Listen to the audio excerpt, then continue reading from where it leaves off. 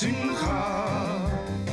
celebration, Simcha, Simcha, celebration of life. Hello and welcome to Simcha, a celebration of life. I'm your host, Aaron Halevi.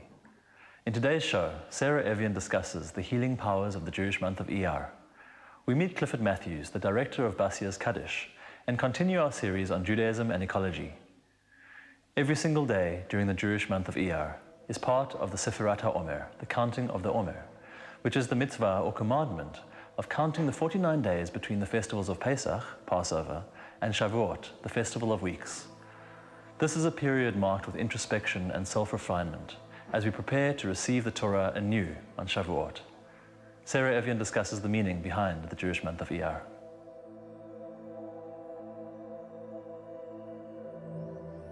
We're now in the month of Iyar, and Iyar is an acronym for the phrase, Ani Hashem Rofecha, I am God your healer.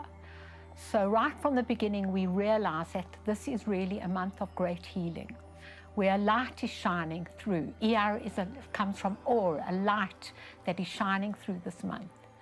Iyar is the only month of the year where every day we have a mitzvah to do, and that is the counting of the Omer.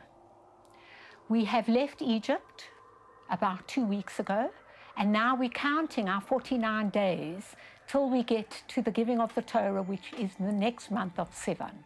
So Iyar every day has a mitzvah and a connector, because we learn that a mitzvah is a connector. When we learn that there are 313 mitzvahs, these mitzvahs are actually lights. They're pieces of advice that we're given in the Torah. And every day we are connecting to one of these. It is one great light, split into 49 hues of detailed light and color. The letter of the month is a Vav. Vav, Vav. It's the only letter which actually contains within itself, only itself. And so that tells that this month is very much about keeping exactly what is essential to us within us and not allowing anything foreign to come within us. Vav is a connector, it means and there are many connectors that we have, the mitzvah of counting the Omer, and very much the connector between Nisan, when we left Egypt, and the next month, which is Sivan, when we receive the Torah. These 3 months of Nisan, Iyar, and Sivan are like one long 50-day month, even though they spread over 3 different months. And when you look at them like that, you see amazing patterns. Nisan is the month of the Aries. It's the lamb. When we left Egypt, we were docile. We had been enslaved. We didn't have a sense of identity to us. We're coming into Iyar, where every day we are lighting up our lives, and we're shining into each day our own personal uniqueness. And so Iyar is the month of the bull, Taurus. The bull is an animal that really stays alone. You don't see a herd of bulls generally. So it's a month where we're really building ourselves up. We're taking our own personal light and we're building that, the sphere of shining, of counting. We're building that each day. And so we are creating our own identity and knowing who we are without anything foreign coming within us. And then we go into Sivan, which is amazingly the month of the twins. Once we have developed in ourselves, we have the lamb, where we are able to submit to something greater than ourselves. We have the bull, which is our most essential self in its fullness. And then we move into twinning, where we are able to allow ourselves to see ourselves through someone else. And this is the process that we're moving through now, through these 3 months. The month of Iyar is the month, the sense that is healed is called hirhur, which translates as thought, but it's not the thought of the mind, it's really the thought of the heart. We learn that a thought in the mind changes every second. And even if we have the same thought coming twice, we think about it in a different way. But the thought of the heart is really the more essential we are, the more there's only one thought in our heart, and it stays the same our whole lives. These are what propel us to live, and they hold us in our very, very unique being. So because Iyar is sandwiched in between Nisan and Sivan, it's very much about process. And as we see physically with the Jewish people, we had left Egypt and we'd left what was old and unwanted, but we hadn't yet arrived at Mount Sinai. And this in-between process stage is sometimes a difficult stage because we're not quite sure where we are. And sometimes it holds a lot of pain moving from one place to another place. Pain is just a disintegration of what is negative within us. And unless we're able to break away our limited containers of what we are holding and what we are receiving, we won't be able to receive and hold anything greater than that. And so that breakage of the container of what was allows a new light to come in. So I bless us this month that we're able to connect to our essential self, the Vav Vav, with nothing else coming inside. That we really, really listen to our beautiful thought in our heart, which is the same thought that we carry with us wherever we go. And that we are able to take our light from the great light, one of the 49 or the 7 billion hues of light that comes forth from above, and we're able to really shine it in its own brilliance.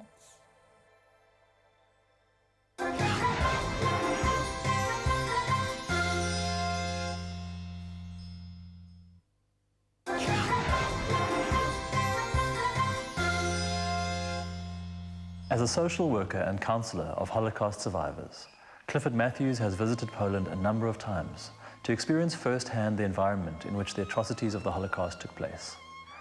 In the Polish city of Wrocław, he was confronted by a number of life-changing experiences and interactions that resulted in Clifford writing and directing the documentary Basia's Kaddish.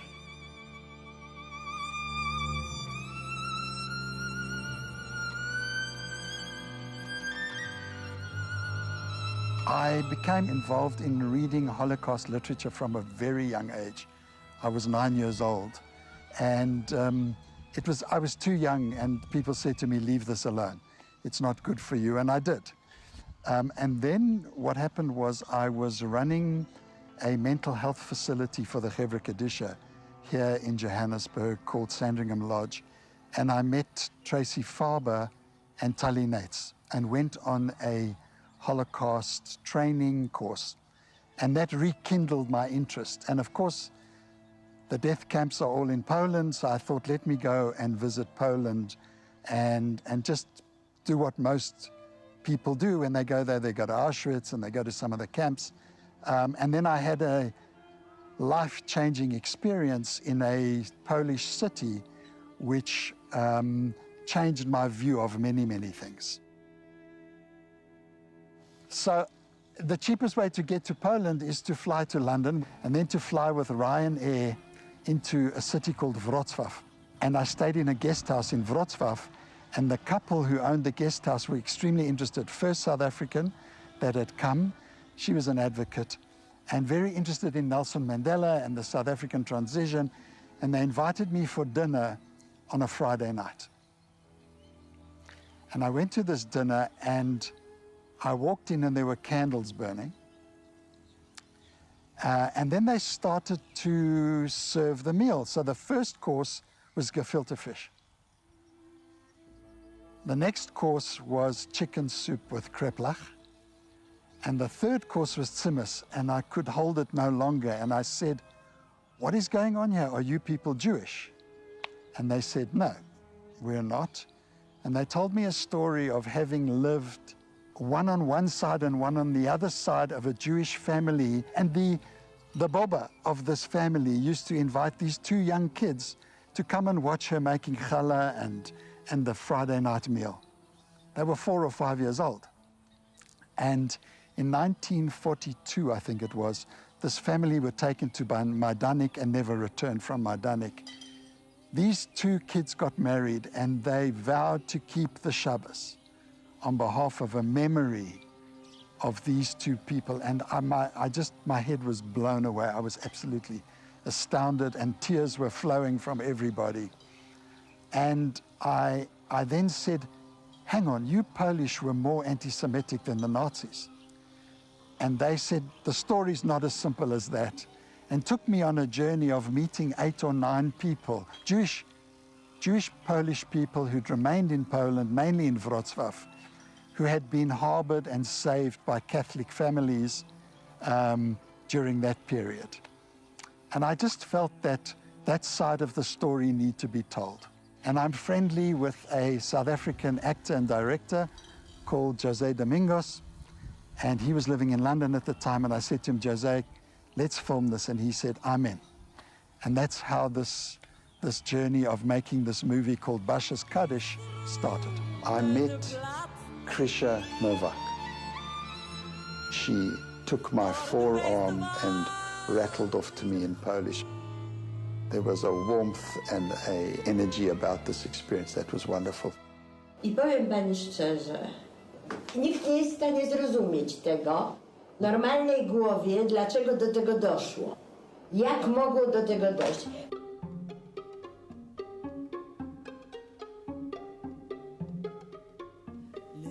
Krisha lives in Wrocław.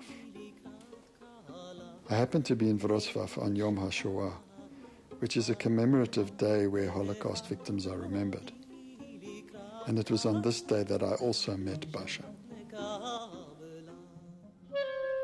Naturalnie, że tak. No, dobrze, że no, taka jest prawda. Wydaje mi się, że należy prostować drogi, a nie no, komplikować. I prawda powinna zwyciężać. No. Basia's family was from a small village called Rawa Mozywiecka, about 80 kilometers or so from Warsaw. She came from a traditional Jewish family. They were bakers. They became extremely successful. And when the Nazis invaded Poland, the mother sent Basia to Warsaw to a friend. She returned from Warsaw 3 months later and found that the whole of Rawa's Jewish community had been eliminated. Sent off mainly to Treblinka, and she came back to nothing. She was an 11-year-old girl and was found walking around in the street. Z tym, że jak przyjechałam tam, szłam do naszego domu, to jeszcze koty na balkonie miauczały, ale już nie podeszłam, bo tam był taki jeden antysemita zieliński, jego zobaczyłam w tym i uciekłam. Także już potem do domu naszego nie wracałam. Także ja nie w naszym domu, tylko potem już po kolei to nie jestem w stanie powiedzieć, ilu miejsc tam było.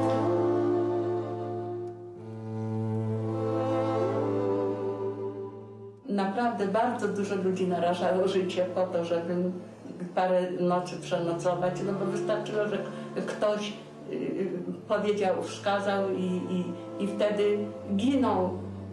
Nie rozstrzelali tylko całą rodzinę.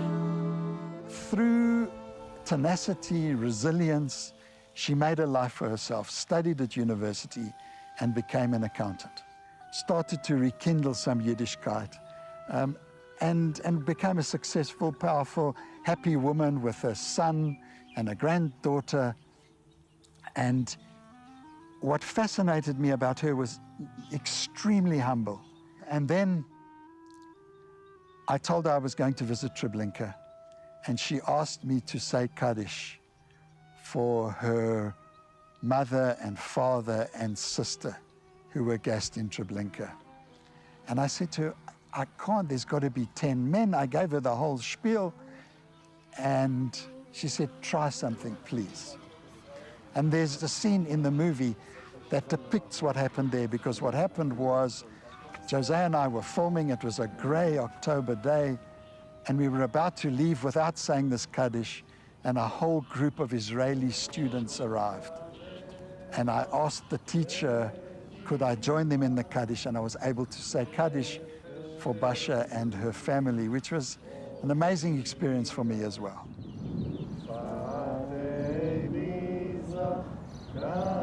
I left Treblinka with a feeling of being connected to a deep sense of sadness, but also connected to a sense of joy in the fact that I'd embarked on this journey. Krisha is another story. She's well known in the Wrocław, in fact, well known in the Holocaust communities. She travels all over Europe talking about her experiences. She's about 4'10" and a ball of fire. And she became a music lecturer at university, and very out there, very extrovert, and yet very complex. And her story was one night. One night, the Nazis came to liquidate one of the ghettos. They came in, they rounded up people, they shot people, they burnt people, and whoever was left over, they took to death camps in Poland. And her mother said, let's escape, and went to a family that they knew. And this family said, sorry, too dangerous, we're not prepared to take you in.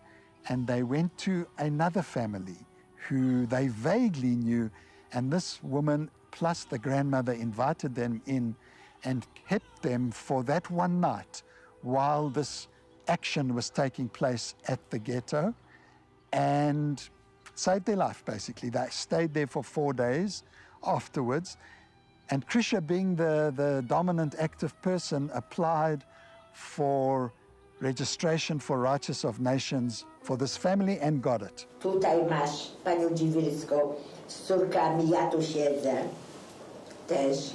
Tu gdzieś ze mną, nie widzę, ale domyślam się, czekaj. Tu też mam. Pani Dziwirska, jak już medal dostała, pokazuje dyplom. Dostała sprawiedliwego, ja jej załatwiłam. Oczywiście. Ja jej załatwiłam w 90 latach. Bo wcześniej za jedną noc było trudno dostać, wiesz? Bo to było za mało, wiesz, jedną. A to była decydująca noc.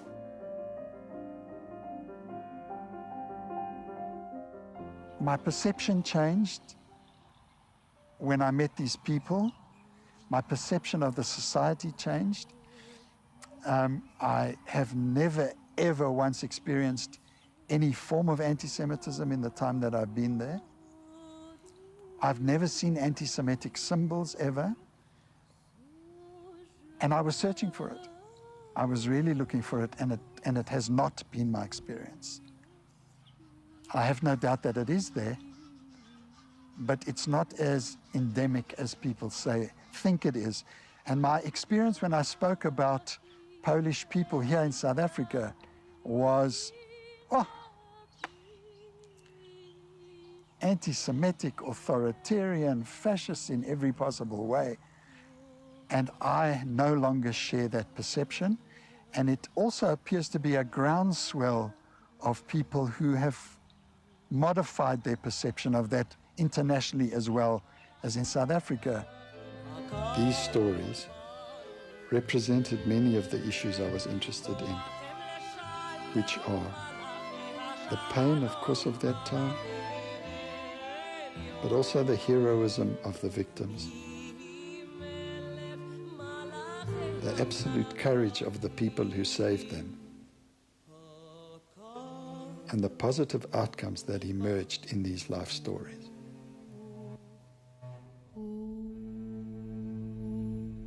This event was a complex set of circumstances. There is no excuse for the horrific deeds perpetrated by the Nazis during this period. But there are stories of other groups who stood up and fought and helped against extreme odds, against the threat of their own lives. And that needs to be celebrated.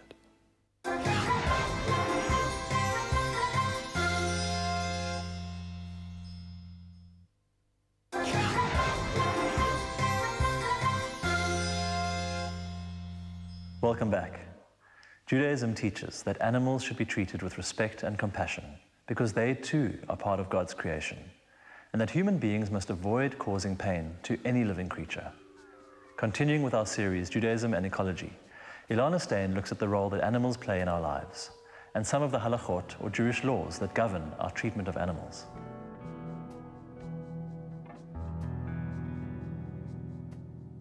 A question that I've always asked myself is there a mitzvah?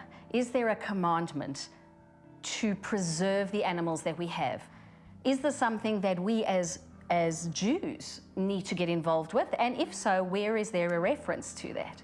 In fact, there is a verse in Deuteronomy that deals with exactly the problem of whether a species needs to be saved, conserved or not.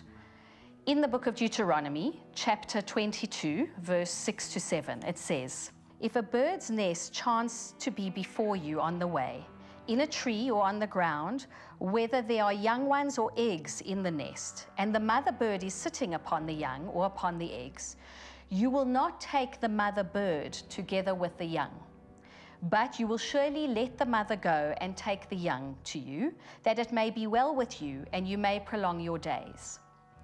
So this is a very interesting law. What it is saying is that you're walking along the way and you come across a bird's nest and you would like to eat eggs for breakfast. You may take an egg or even the young from the nest, but you need to chase away the mother bird in order to do so. Nachmanides, from again the Middle Ages, explains as follows. He says there are probably two reasons. The one is, of course, the idea of mercy.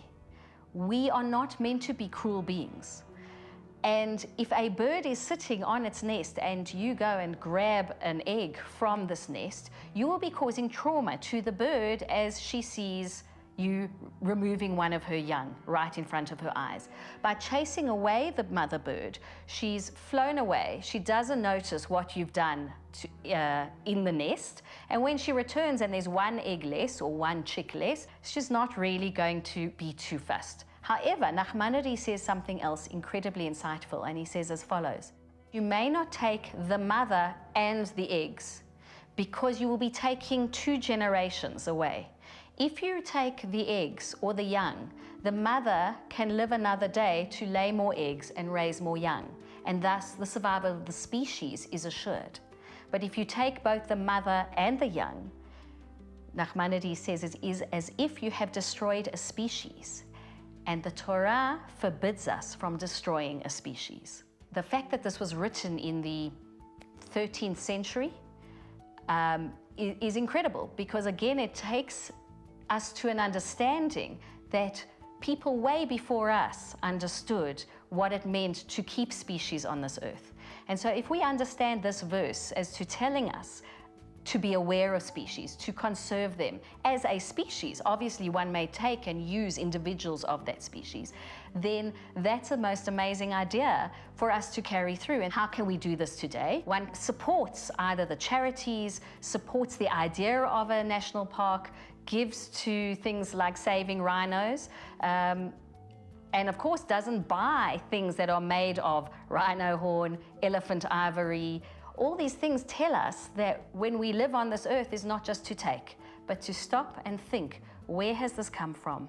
What has happened for this to get to the point where I can buy it? And to decide, by buying it, will I be making myself part of the problem that we find ourselves in the 21st century, or part of the solution as given to us at the time from the Torah all the way through today? We've got the laws, we've got the indications and the instructions of how to live lightly on this earth in harmony with the creatures and plants around us.